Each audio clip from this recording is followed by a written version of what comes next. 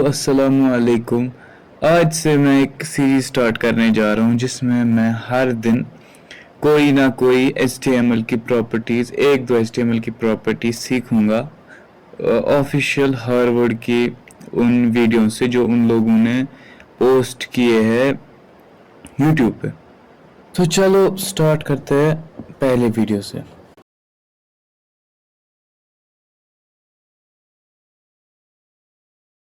तो पहले वीडियो में इनने हमें बोला कि कैसे HTML हम बना सकते हैं, HTML से हम क्या कर सकते हैं और इसको हम कैसे रेस्पॉन्सिव बना सकते हैं पाइथन की वजह से, जावास्क्रिप्ट की मदद से और जावा की मदद से, और इसको कैसे हम लोग ऑनलाइन पब्लिश कर सकते हैं। तो जो इंट्रोडक्शन जब ख़त्म हो गया, जो पहला वीडियो था HTML एंड CSS, आज मैंने उसकी 5 प्रॉपर्टीज़ पढ़ी और मैंने उसका सिंटैक्स भी पढ़ा। तो उसका सिंटैक्स कुछ ऐसा होता है।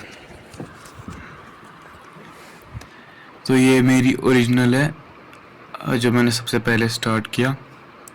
सबसे पहले हम लिखते डॉक टाइप HTML या फिर सिर्फ HTML भी लिख सकते हैं, लेकिन डॉक टाइप HTML हमने इसलिए लिखा क्योंकि डॉक टाइप होता है कौन सा वर्जन हम यूज़ कर रहे हैं, और HTML के बजाय लैंग है, इसका मतलब होता है लैंग्वेज। ये जो पढ़ रहा होता है कोड उसको और क्रोम वगैरह को समझने में मदद करता है जो बाकी कोड लिखे वो किस लैंग्वेज में लिखे। EN का मतलब इंग्लिश, मतलब ये इंग्लिश में लिखा हुआ है। उसके बाद इसके दो और ये होते हैं HTML के अंदर में दो और टैग्स होते हैं, हेड और बॉडी। जो हेड होता है इसमें वो फंक्शंस होते हैं जो मेन स्क्रीन पे नहीं दिखते यूज़र को, लेकिन जो बॉडी होता है इसमें वो फंक्शंस होते हैं जो मेन स्क्रीन पे यूज़र को दिखते हैं। जैसे हेड में होता है टाइटल। टाइटल अब ऐसे होता है, टाइटल हो गया ये होता है टाइटल। ये जो टाइटल होता है ये हम लोग हेड की मदद से डालते हैं। और फिर है हेलो वर्ल्ड। जो ये हेलो वर्ल्ड है वो यहाँ पे शो हो रहा है मेन स्क्रीन पे।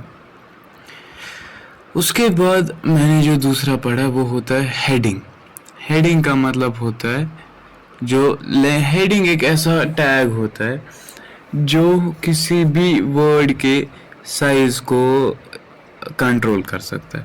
फॉर एग्जांपल इसके 6 ये होते हैं, 6 लेवल्स होते हैं, H1, H2, H3, H4, H5, H6।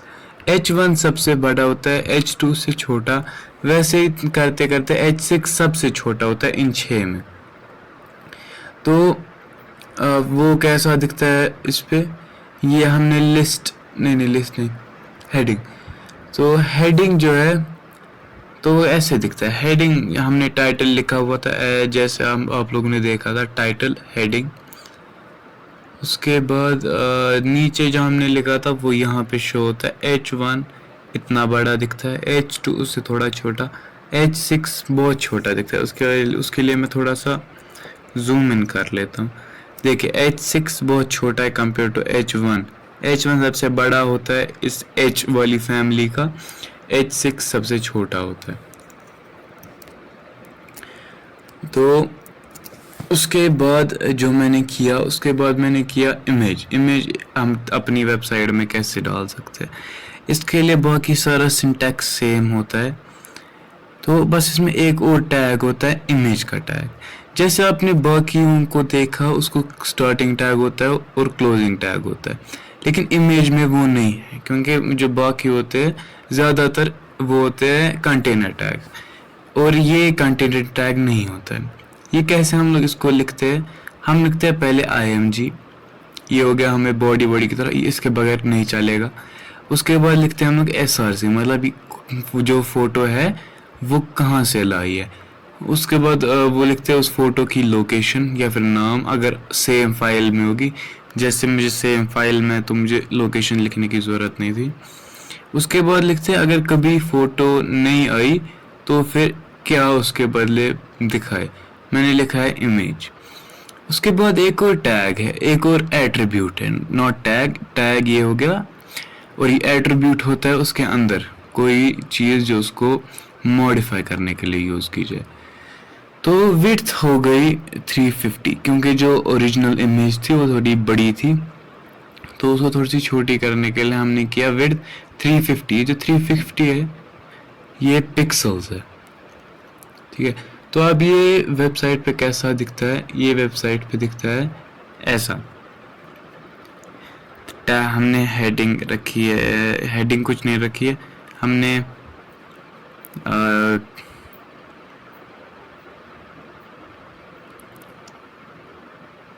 Title रखा है IMG और उसके बाद जो इमेज है वो यहाँ पे डिस्प्ले हो रही है। इसके बाद जो मैंने सीखा वो सीखा मैंने लिस्ट्स बनाना। लिस्ट बनाने के लिए सेम सिंटैक्स। अब वो IMG वगैरह की जगह लिस्ट के एक्चुअली में दो टाइप्स होते हैं, एक हो गया ऑर्डर्ड लिस्ट, दूसरा हो गया अनऑर्डर्ड लिस्ट।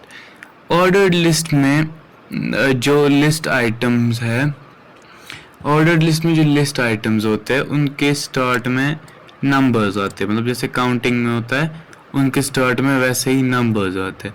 लेकिन जो अनऑर्डर्ड लिस्ट में उनकी स्टार्टिंग में कोई और सिंबल विम्बल भी आ सकता है। तो अनऑर्डर्ड लिस्ट में यूजुअली डिफ़ॉल्ट से डॉट आता है। तो ऑर्डर्ड लिस्ट हम ऐसे लिखते हैं OL। देखिए पुराना टैग हमने यूज़ किया H1।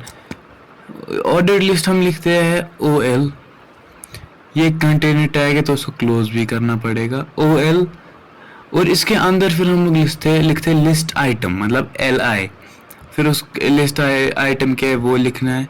उसके बाद दूसरे उसकी अगली लाइन में आइटम 2 सेम LI के अंदर लिखना है आइटम 2, ठीक है। तो ये कैसा दिखता है वेबसाइट पे, ये दिखता है ऐसा। ये हो गई ऑर्डर्ड लिस्ट, आइटम 1 आइटम 2, ये आ रहा है नंबर 1 पे आइटम 1, नंबर 2 पे आइटम 2। अगर आप ये आइटम 2 ऊपर रखेंगे तो नंबर 1 पे आइटम 2 आएगा और नंबर 2 पे आइटम 1, तो इसका ध्यान रखना पड़ता है। उसके बाद अनऑर्डर्ड लिस्ट के लिए हम क्या करते हैं UL लिखते हैं। OL हो गया ऑर्डर लिस्ट, UL लिखता है। UL भी एक कंटेनर टैग है, इसको भी बंद करना ज़रूरी है। उसके बाद सेम LI के अंदर आइटम, उसके नीचे एक और LI के अंदर एक और आइटम, ऐसे हम लिखते जाते हैं तो वो दिखता है ऐसा। अनऑर्डर्ड में आता है डॉट उसके बाद आइटम, डॉट उसके बाद आइटम, ठीक है। आया समझ आप लोगों को। इसके बाद मैंने सीखा लिंक्स वगैरह बनाना। और चीज़ जो मैंने सीखी वो है मतलब जिससे हम लोग लिंक डालते हैं किसी वेबसाइट में। एक होता है एक ऐसा कंटेनर टैग है जो जिसकी मदद से हम लोग लिंक वगैरह डालते हैं। के बाद हम लिखते हैं href, मतलब ये इसकी रेफरेंस क्या है। उसके बाद हम अपनी रेफरेंस लिखते हैं। फिर जो मैंने रखी है वो रखी है मैंने इमेज वाले वेबसाइट की, इस वाली वेबसाइट की जो इससे बनता है उस वाली वेबसाइट की मैंने रखी है। तो उसके बाद ये क्लोज करते हैं हम लोग,